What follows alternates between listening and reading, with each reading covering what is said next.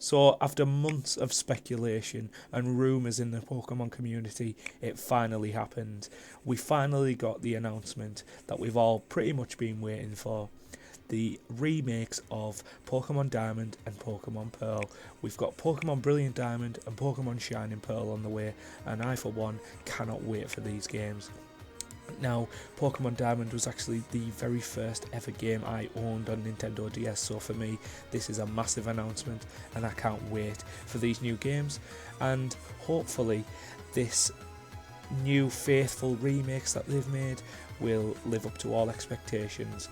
Now, with the announcements, it got me thinking, and I'm sure it got a lot of other people thinking, that what is actually going to go into these games, and hopefully it's going to be a faithful remaster like they said, but that doesn't mean that we can't have a few new things in there now, does it? So today I'm going to be discussing my top 5 hopes for the Pokemon Brilliant Diamond and Pokemon Shining Pearl games. Number 1. Using the Platinum Pokédex. Now, it's well documented that the Pokemon Diamond and Pearl versions of the Pokédex had problems, so this is why we need to have the Platinum Dex in these games. For me, there were 3 main types that suffered, and these were the Ice, Electric and Fire types. The problems with these 3 types were clearly highlighted in the final 2 gyms and the Elite Four. Let's start with Candice in the Snowpoint gym. Her team in Diamond and Pearl consisted of a level 38 Snover, a level 38 Sneasel, a level 42 Abomasnow, and then a level 40 Medicham. As we can see just by her team, there were problems with the Sinnoh Dex in Diamond and Pearl at this point in the games. The amount of Pokemon that you could obtain prior to beating the Pokemon League was 151, 150 if you don't count Manaphy. Now, this was rectified in Pokemon Platinum, where they increased this number to 210, and these new Pokemon allowed for a lot of rejigs in the teams that suffered.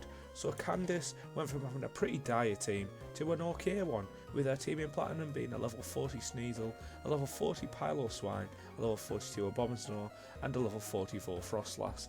Now, instantly, we can see the improvements, and we get to see a full Ice-type team instead of a random Medicham just being thrown in there.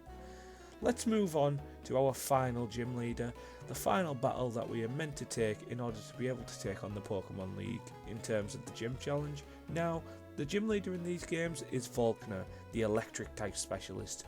If we look at his team in Diamond and Pearl, we are greeted with a level 46 Raichu, a level 47 Ambipom, a level 47 Octillery, and a level 49 Luxray. Now, for this being the final gym leader, and for this to be classed as being the electric type specialists is shocking. 50% of the team isn't electric type, so this needed changing. Again, we've seen the improvement for Volkner in Pokemon Platinum with the new additions, as he replaced the Ambipom and Octillery with a level 46 Jolteon and a level 50 Electivire, which is more like how a final gym leader's team should be. Now, we've looked at the final 2 gym leaders and how their teams were improved with the update to the Pokédex, but let's look at how bad the fire types were represented in Pokemon Diamond and Pearl. Most people, when they start a fresh game, will look to have a fire type in their teams. This is universal over every game pretty much. Now, if you wanted to use a fire type in the original Sinnoh games, how many choices did you have? 2. Yes, that's right, 2 fully evolved fire types across this game. Rapidash and then the fire type starter Infernape. So that means we had 5 fire types in the full game. Surely they couldn't have highlighted this in a negative way now, could they, and bring attention to it? But they did. Elite Four member Flint. Let's have a look at his team in Diamond and Pearl, shall we? Now, he starts off with a level 58 Rapidash and a level 61 Infernape. Now, they are the only fire types in his team. Where do we go from here? Maybe he gets a second Rapidash. Maybe he gets a second Infernape like they did with Lance and his Dragonites in the Johto games. No, they give him a Steelix, a Drifblim and a Lopunny. Strange decisions, if you ask me. Luckily, the mistakes were noticed and then rectified in the Platinum games, and these 3 anomaly Pokemon were replaced with a Houndoom, Flareon and Magmortar. Surely this highlights why the Platinum Dex must be used in these remakes. Hopefully they make the smart decision and not revert back to the awful Diamond and Pearl Pokédex. One last point, and I'm also interested to see how the PAL Park will be used in these games. As we know, these remakes are being developed by ILCA, the creators of Pokemon Home. Now, how will this be integrated into the games? Will it replace the PAL Park entirely, or will it be integrated for an online experience? Who knows? I guess we'll have to see in the future. Number 2, Mega Evolution. Staying slightly on topic of the Pokédex in Brilliant Diamond and Shining Pearl, I personally would love to see a return of Mega Evolutions. Now, I know that Megas didn't actually feature in the Pokemon games until Pokemon X and Y, and we've seen the type of gimmick in the games that have followed, with Z moves in Sun and Moon, and Dynamax and Gigantamax in Pokemon Sword and Shield. But imagine how awesome some of the Sinnoh Megas would be if they did decide to bring them to these remakes. At present, there are only 5 Sinnoh Pokemon which have Mega Evolutions available to them, these being Mega Lopunny, Mega Gallade, Mega Abomasnow, Mega Lucario, and Mega Garchomp.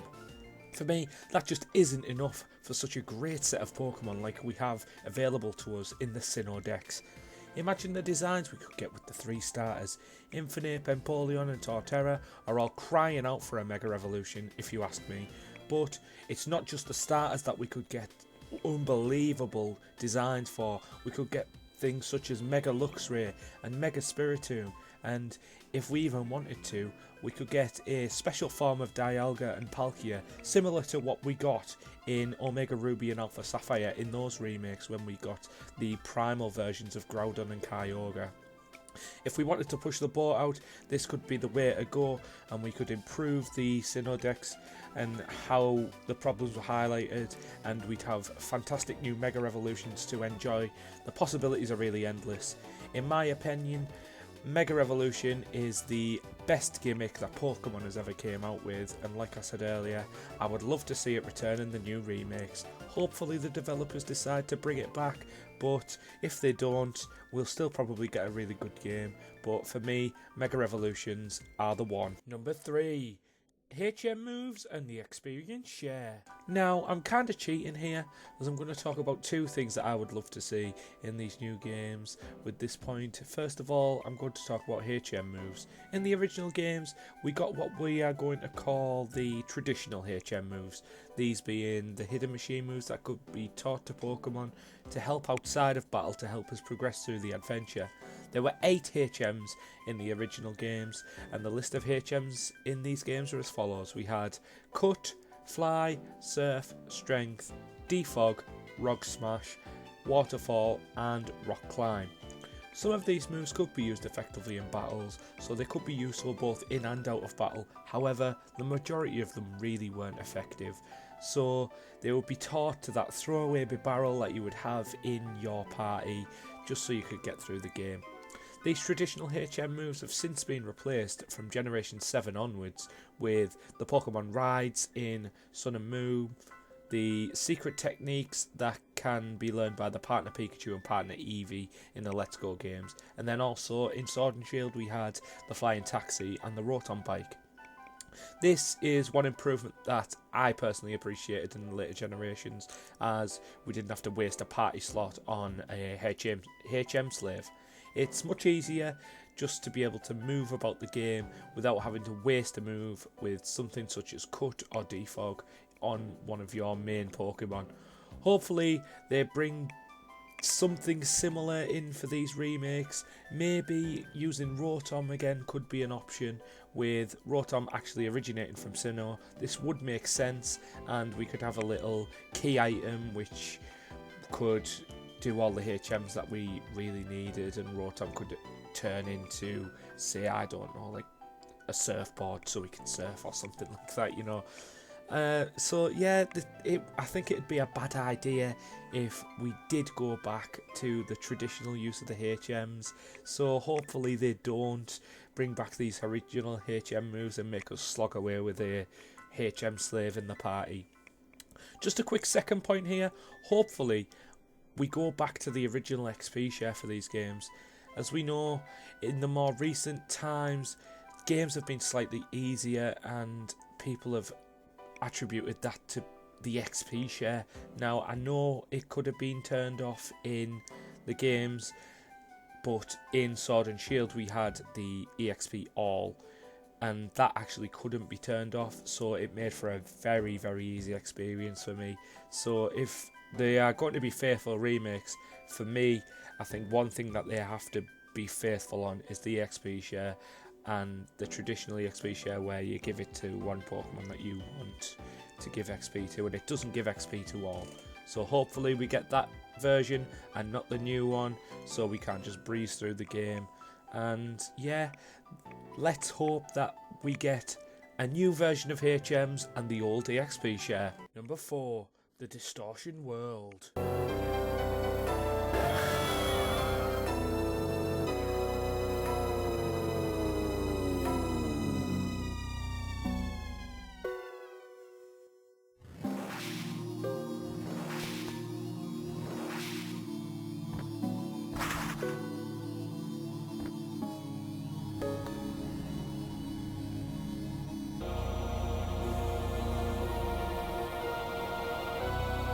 In my opinion, one of the greatest legendary encounters that Pokemon has ever done was in the Distortion World.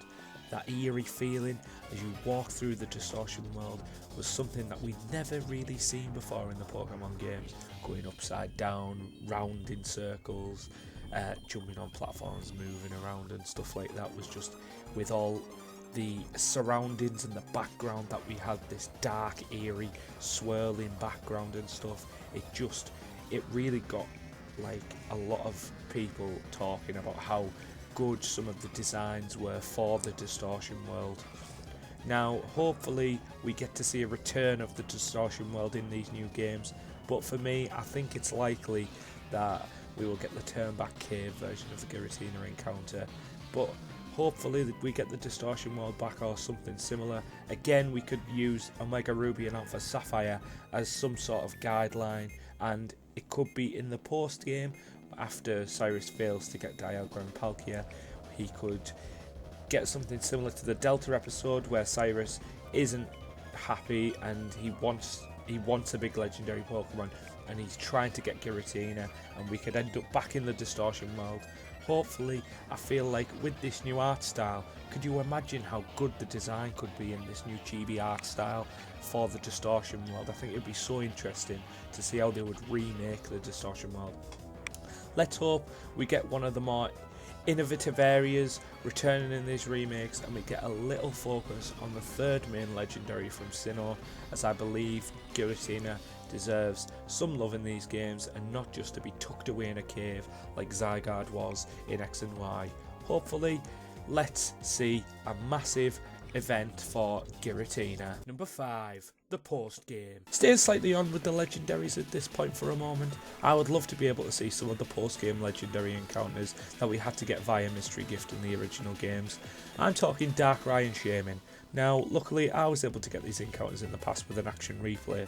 Hopefully we get to see these legendary Pokemon with ease and don't have to go to some sort of Toys R Us or GameStop, because that really did irk me. It got like stupid because you're going to have to travel miles just to get a little code so you can see one of the Pokemon, which definitely should be available to everybody anyway. So another legendary which I think people do want to see in these games is the Arceus event, where you get the Azure Flute and go to the top of Mount Coronet and climb the stairs and you're greeted with Arceus. But I do really think that the Pokemon Legends game that's being released next year is based around Arceus, so sadly we probably won't get to see Arceus in these remakes. So yeah, let's hope that we do get it, but it's highly unlikely. For me though, I think the post game should be based around one thing in these new remakes: the Battle Frontier. Now, I know we got the Battle Park in the original Diamond and Pearl games, however, this is where Platinum really shines in the post game, as we got a massive upgrade in the way of a fully fledged Battle Frontier. Instead of only the Battle Tower, we got also the following: the Battle Castle, the Battle Factory, the Battle Hall and the Battle Arcade. The Battle Tower is your standard tower challenge where you defeat trainers with your Pokemon one after another and work your way up to the tower, where on Battles 21 and Battles 50 you'll be issued a challenge by the Tower Tycoon, Palmer. He will, if you defeat him, you will get a commemorative print, On both you will get a silver one for the 21 battle and a gold print for the 50th battle. Now the second facility is the Battle Factory. Upon entering the factory, you will be asked to hand over your party of Pokemon in exchange for rental Pokemon. The player will then be able to choose 3 of 6 random Pokemon to rent and battle the other trainers. After every battle, you can continue, rest or retire from the challenge. If you decide that you want to carry on, you can actually switch out a Pokemon for a new rental Pokemon. And again, on battle 21 and 50, you will then be greeted by the factory head, Thornton, and battle him for the prints, the silver and the gold print, and obviously the battle points that you're playing for.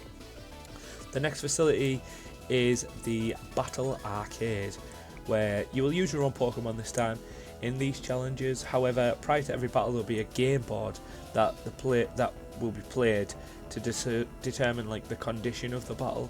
This is basically a massive roulette wheel machine that will scroll quickly through a grid of small boxes known as events. Landing on a dark purple box will affect the player, while on a red box will affect the foe. Grey will affect both people. Each event will have a different effect. Some may lower the opponent's HP, poison the opponent.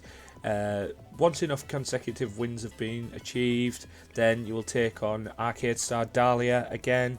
21 and 50, you will fight for a print. This is the main boss in the Battle Arcade. Now the next facility in the Battle Frontier that you can visit is the Battle Castle. In the Battle Castle, the player will battle for castle points determined by certain events. For example, if you survive a battle having no Pokemon fainted, in the battle you'll gain 3 castle points for each Pokemon. So you will get 9 castle points. These can then be redeemed in the next battle for an advantage. So for example, these can vary from your Pokemon gaining 5 levels for this battle, restoring your PP and HP, or even passing a certain battle to get on to the next one. Now, once enough battles have been won in the castle, you'll then be greeted by Castle Valet Darak, and again, you're going to fight him for the commemorative print. He's the boss of the Battle Castle. The last facility in the Battle Frontier is the Battle Hall, which the player will choose 1 Pokemon in their party for this one, and once you have chosen your Pokemon, you'll then have to beat 10 people in a row, and that will be a block of Pokemon. After the 10, I believe you can change Pokemon or you can stick with the same one, and you will get a win streak. Now, you choose 3 different types that you want to face, so you're probably going to choose 3 types which will benefit you the most. However, once you get on a streak, things will become more difficult with each type. So say you beat 5 ice types with a fire type, you will get a bigger disadvantage the more ice types you beat. So for example, they will be stronger every time. You'll face de-evolved Pokemon first, and then you'll move on to the higher evolved, and sometimes the level difference will go up and the opponent will have a massive level gain on you. Now, after 50 battles, you will then face the Hall Matron Argenta, and you'll face off for the print. And yes, so this is only 1 battle against Hall Matron Argenta before you get the print, and you have to go through 50 full battles of just one-on-one, so it's not as hard as the others. So anyway, that's all the facilities that we could possibly see in the Battle Frontier. I believe it would make for a great addition to the remakes. However, we do now have much better ways of playing with others online. So instead of facing off against all AI opponents in these places, maybe the challenges could all be different people online, all over the online servers, and we could have a leaderboard with the best battling out to become the heads of the facility. Like, some person could be the best rental Pokemon user and he could become the factory head or something like that. It would be crazy to see the online servers integrated into the Battle Frontier, and I think it would make a great experience for like a more competitive angle in the post game. So yeah, hopefully we get to see something where the post game really does matter, because over the past few years we've had really lackluster post games for me, just like Sword and Shield. It just didn't really entice anybody into keeping playing until we got the DLC. Like, if that was your idea of a post game, then it needs remodeling. So it was disappointing, but hopefully we get to see something more exciting to go along with one of the better storylines in the Pokemon games. So those are my top 5 hopes for the new upcoming Brilliant Diamond and Shining Pearl games. Please let me know in the comments below what you want to see in these new games. Do you agree with what I've said? Do you disagree? It's always good to have a little debate. And do you reckon that the upcoming Pokemon Legends Arceus game will affect what we get to see in these games? So yeah, let me know what you think, and if you do want to see more, do hit that subscribe button because it really does help. Also, I do go live on Twitch four times a week, so it'll be interesting to see some of yous over there.